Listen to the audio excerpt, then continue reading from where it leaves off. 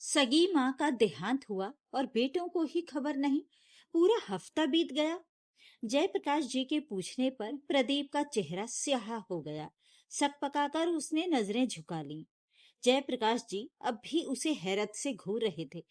तो तुम्हें अभी तक समाचार नहीं मिला? नहीं। अजीब बात है। मन ही मन बुदबुदाकर उन्होंने एक ऑटो रिक्शा रोका और उसमें अपना सामान रखते हुए कहा, खैर अभी तो मैं चलता हूँ, मेरी ट्रेन का समय हो रहा है। 18 तारीख को गांव में ही मिलूंगा, धीरज रखना। फिर उसकी पीठ थपथपाई और वहां से रवाना हो गए।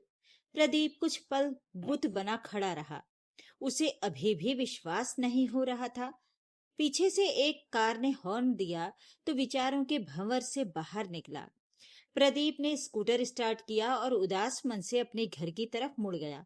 उसे अचानक घर वापस आया देखकर उसकी पत्नी नैना घबरा उठी। फिर उसे पानी का गिलास थमाकर चिंतित स्वर में पूछने लगी, तबीयत तो ठीक है ना? हाँ, प्रदीप ने सपाट सा जवाब दिया। फिर ऑफिस से इतनी जल्दी कैसे लौट आए? नैना ने पूछा तो प्रदीप का गला सूख गया और बोला, माँ नहीं रही। अरे कब, कैसे? नैना हैरत से बोली, 7 दिन हो गए। क्या? वो लगभग चीख पड़ी। 7 दिन हो गए और हमें खबर तक नहीं? किसने कहा आपसे? हमारे एक रिश्तेदार जयप्रकाश जी ने। यहाँ किसी काम से आए थे। ऑफिस जाते समय मुझे अचानक रास्ते में मिल गए।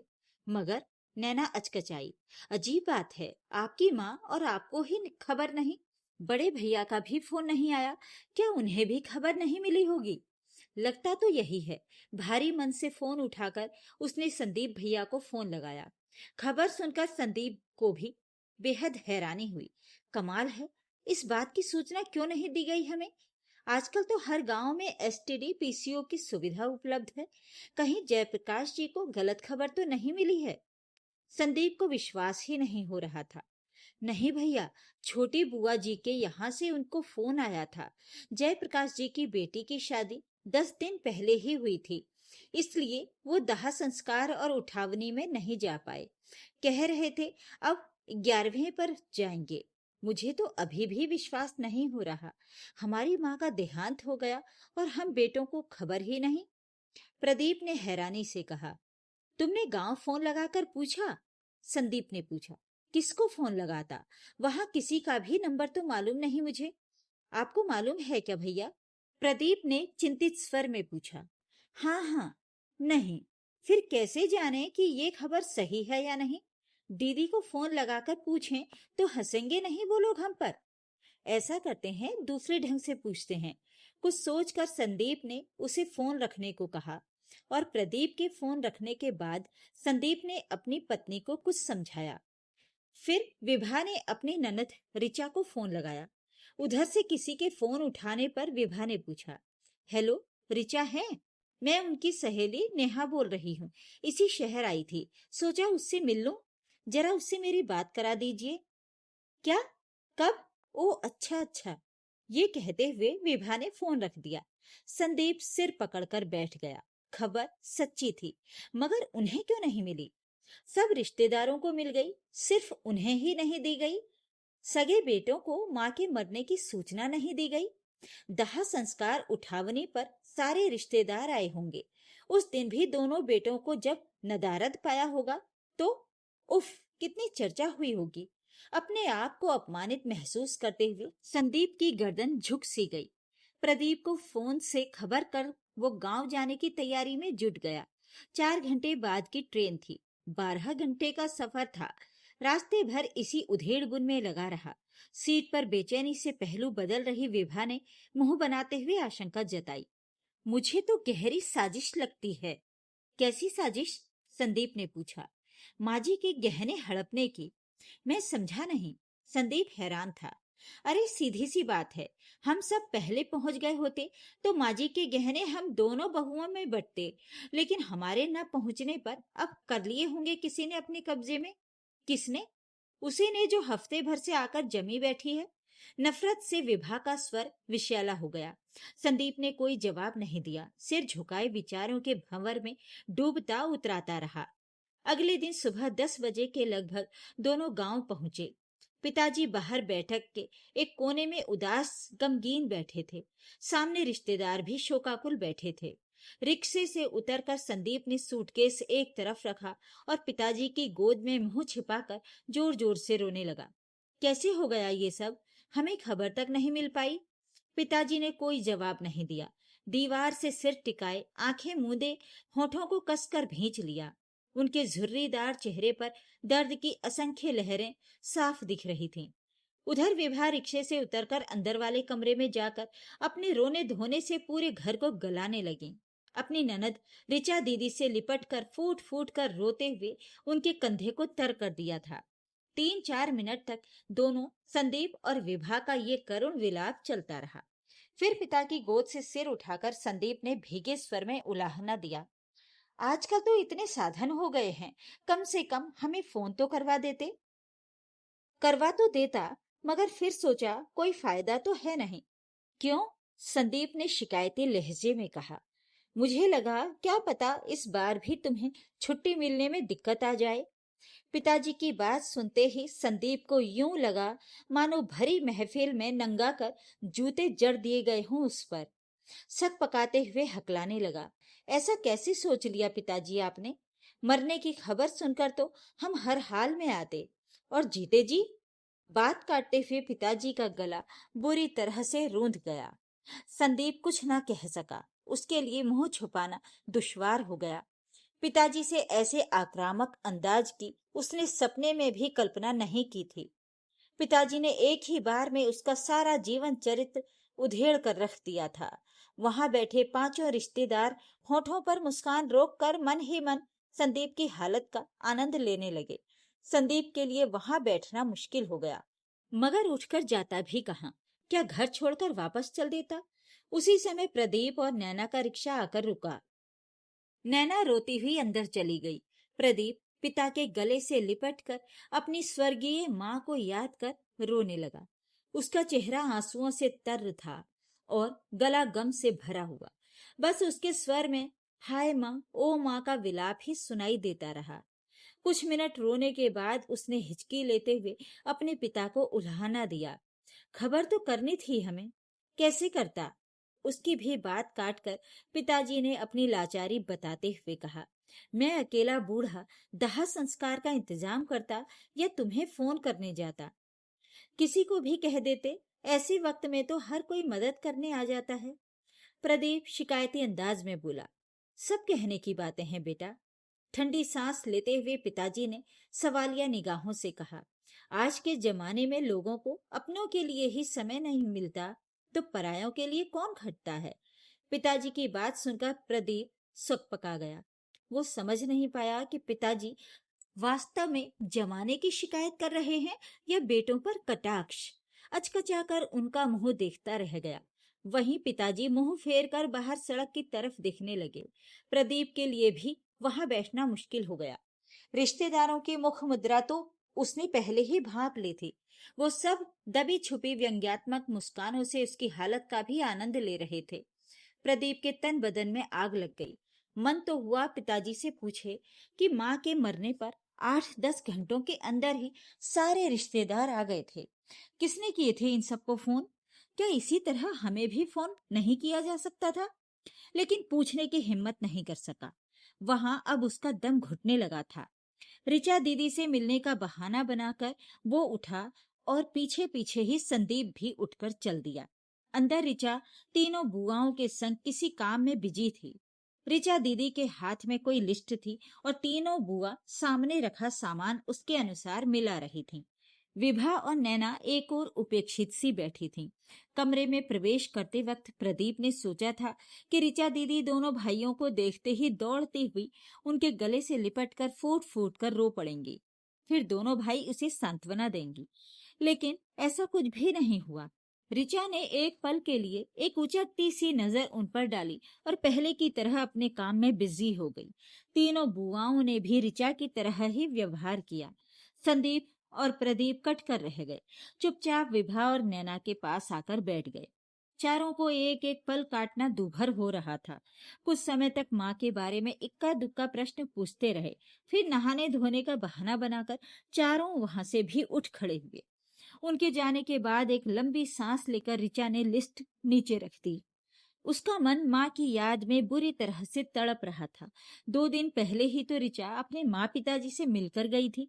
उस समय माँ बिल्कुल ठीक थी। ऋचा को याद आ रहा था कि किस तरह पिताजी ने रोते रोते उसे बताया था। दिन में माँ बिल्कुल ठीक थी, पर रात 1:30 बजे के लगभग अचानक ही माँ को घबराहट होने लगी। पिताजी डॉक्टर को बुलाने जाने लगे तो माँ ने कसकर उनका हाथ पकड़कर उन्हें रोक लिया। पिताजी ने हाथ छुड़ाकर जाना चाहा, लेकिन माँ ने और भी कसकर उनका हाथ पकड़ लिया। वो टूटे फूटे शब्दों में कुछ बड़बड़ा रही थीं।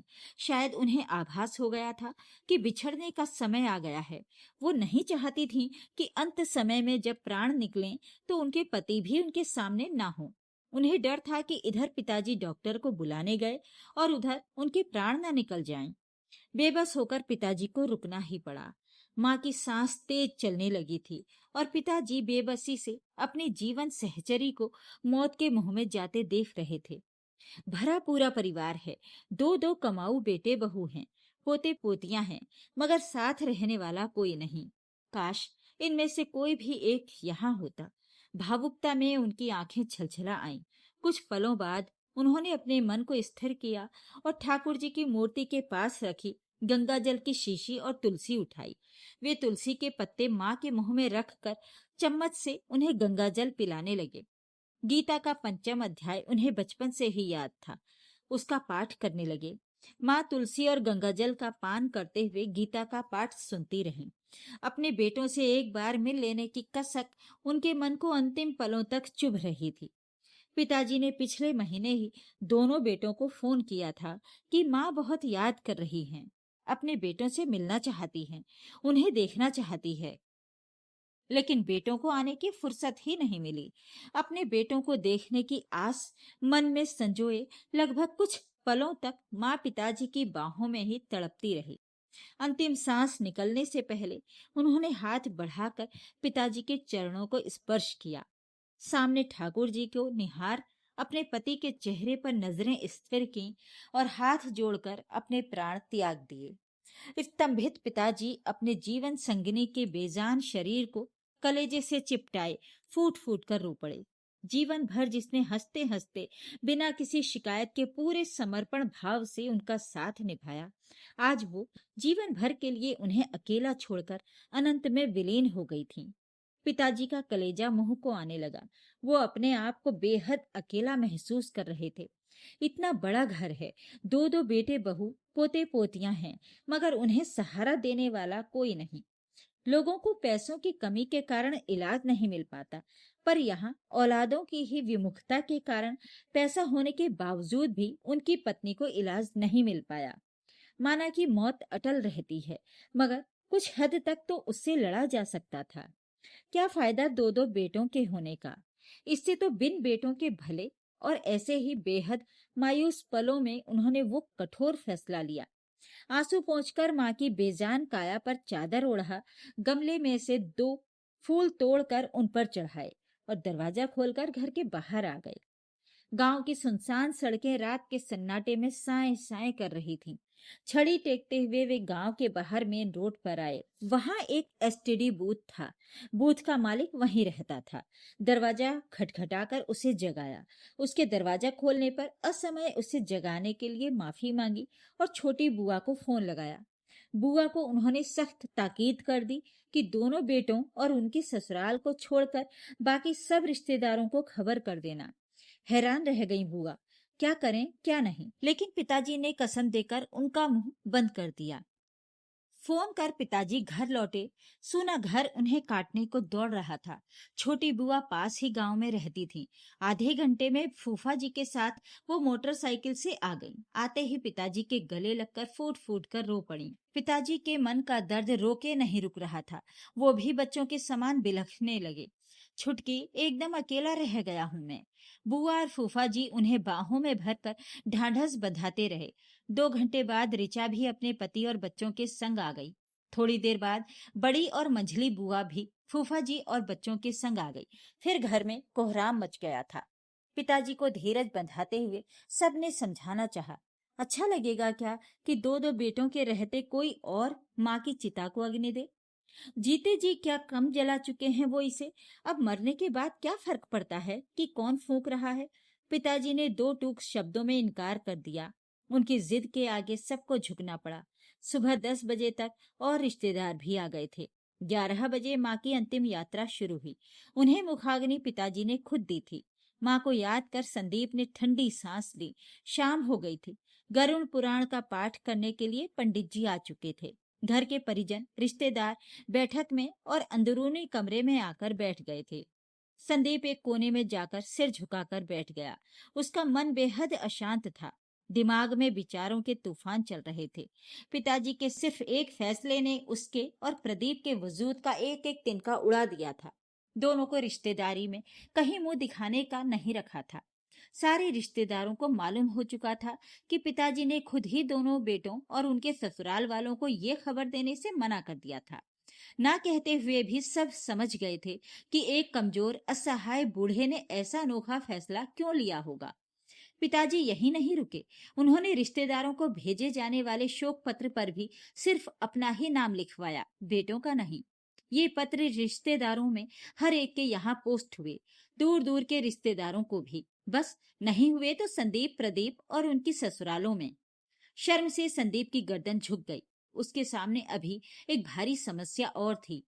माँ का 12वां 3 दिन बाद था। 12वें पर फिर से सारे रिश्तेदारों का जमघट लगने वाला था। कैसे करेगा वो सबका सामना। रिवाज के मुताबिक उस दिन मृतक के बेटों को पगड़ी बंधती है। पिताजी ने इस रस्म के लिए भी साफ इनकार कर दिया था। इसके बदले उन्होंने सत्यनारायण भगवान की कथा रखी थी। अब इसके लिए क्या जवाब देगा। पगड़ी नहीं होने का कारण तो सब खोद खोद कर पूछेंगे। घबराए हुए संदीप और प्रदीप ने अभी थोड़ी देर पहले ही पिताजी से लगभग गिड़गिड़ाते हुए इस रस्म के लिए विनती की थी। लेकिन पिताजी ने सूखे सपाट शब्दों में उन दोनों को लताड़ दिया था। मतलब क्या है पगड़ी की रट लगाने से। पगड़ी उसे बंधती है जिसने जीते जी सेवा की हो। जब सेवा ही नहीं की, उल्टे सेवा से जी ही चुराया हो, तो क्या मतलब है बेफजूल के ढोंग करने से। इस साफगोई पर संदीप और प्रदीप कट कर रह गए। गरुड़ पुराण पाठ के बाद संदीप धीरे से उठा और किसी काम का बहाना बनाकर घर से निकला। फिर घर से काफी दूर जाकर वहां के एसटीडी बूथ से अपनी और प्रदीप की ससुराल फोन लगाया। कम शब्दों में उसने अपने पिता की नाराजगी भी बतला दी। साथ ही उनसे गुहार की कि किसी तरह पगड़ी के लिए पिताजी को राजी करवा लें। अगली ही सुबह विभा और नैना के माता पिता और अन्य परिजन भी टैक्सियों में भरकर बदहवास आए और हाथ जोड़कर माफी मांगने लगे। पिताजी को मनाने की काफी कोशिश भी की। पिताजी के चेहरे पर अकड़ के कोई निशान नहीं थे। वो आत्मीयता से उन्हें आश्वस्त करने लगे। आप बेकार ही सोच विचार कर रहे हैं समधी जी। मेरे मन में किसी के प्रति कोई शिकायत नहीं है। फिर हमसे क्या नाराजगी रही जो हमें खबर ही नहीं की। दोनों समधियों के पूछने पर पिताजी बोले, ऐसा है, जिनके पत्र आते रहते थे हालचाल पूछने के लिए, उनके नंबर थे मेरे पास। हड़बड़ी में उन्हीं को खबर करवा सका। ये सुनकर दोनों समधी चुप रह गए। पिताजी ने बेहद सादगी से उन्हें उल्हाना जो दे दिया था। एक पल चुप रहकर बड़े समधी ने बात संभालनी चाहिए। इन लोगों ने आपके साथ ऐसा व्यवहार रखा, हमें तो सपने में भी इस बात का गुमान नहीं था। आप अगर एक बार भी हमें पत्र डाल देते या फोन कर देते तो। अरे मैं तो समझता रहा आप सब जानते होंगे। पिताजी उनकी बात काटकर बोले। मामला संभलता देख बड़े समधी में कुछ गुस्सा जागा। नहीं, हमें आभास तक नहीं था। अजीब बात है। पिताजी का स्वर थोड़ा भर्रा गया।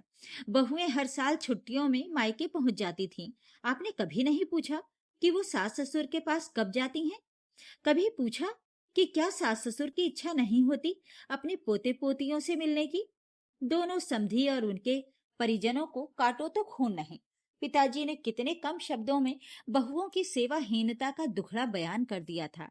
सबके सिर झुक गए। पिताजी की आवाज अब थरथराने लगी थी। समधी जी, बेटी से माँ बाप ये तो जरूर पूछ लेते हैं कि सास ससुर का व्यवहार कैसा है, लेकिन कभी ऐसा क्यों नहीं पूछते कि तुम्हारा व्यवहार अपने सास ससुर के प्रति कैसा है। ये सुनकर समधियों के दिलो दिमाग में सैकड़ों घंटे बजने लगे। वो तो उल्टे खुशी होते थे कि उनकी बेटी को सास ससुर का कोई झंझट ही नहीं है, आजाद है अपनी गृहस्थी में। लेकिन अगर उनकी बहू भी इसी तरह आजाद रहना चाहे तब ये सोचकर ही वो कांप उठे। कुछ पलों की खामोशी के बाद दोनों समधियों ने अपने अपने आंसुओं से भरे चेहरे ऊपर उठाते हुए कहा, अपनी बेटियों के व्यवहार के लिए हम माफी मांगते हैं। अब वो ऐसा कभी नहीं करेंगी। पिताजी ने आदर से उनके कंधों को थपथपाया और बोले, खैर अब इस बात को आजमाने की जरूरत ही नहीं पड़ेगी। मैंने दूसरे इंतजाम कर लिए हैं। और 12वीं के दिन इन इंतजामों का खुलासा हुआ। कथा शुरू होने के पहले बड़े फूफा जी ने बताया, ये मकान पिताजी ने हाई स्कूल के छात्रावास के लिए दान कर दिया है। इसमें 16 छात्र रह सकेंगे। माँ के गहने बेचकर पिताजी ने स्कूल के नाम से एफडी करवा दी है। छात्रों से किराया और एफडी का ब्याज स्कूल और पिताजी की देखभाल अच्छी तरह से कर लेगा। उनके बाद ये सब स्कूल का हो जाएगा। ये सब सुनते ही दोनों बेटे और बहुएं शर्म से गड़ गईं। अभी तक अपने बुरे व्यवहार से उन्होंने अपने सास ससुर के जीवन में जो अंधेरा किया था, उसकी कालीमा कालिख बनकर उनके सुंदर चेहरों पर पुत गई थी। दोस्तों, ये आज के समय की कड़वी हकीकत है। आजकल बहू बेटे अपने परिवार को लेकर माँ बाप को छोड़कर दूसरे शहरों में बस जाते हैं। जरूरत पड़ने पर भी उनकी सुध नहीं लेते, ये जानते समझते हुए भी कि एक दिन उन्हें भी बूढ़ा होना है। और बेचारे माँ बाप, जिन्होंने कभी अपने बच्चों को खुद से कभी दूर न किया हो, वो अपने ही बेटों और पोते पोतियों की एक झलक तक पाने के लिए तरस जाते हैं। तो ये थी आज की कहानी। आपको ये कहानी कैसी लगी कमेंट बॉक्स में जरूर लिखें। वीडियो को लाइक और शेयर जरूर करें और मेरे चैनल को सब्सक्राइब भी जरूर कर लीजिएगा। धन्यवाद।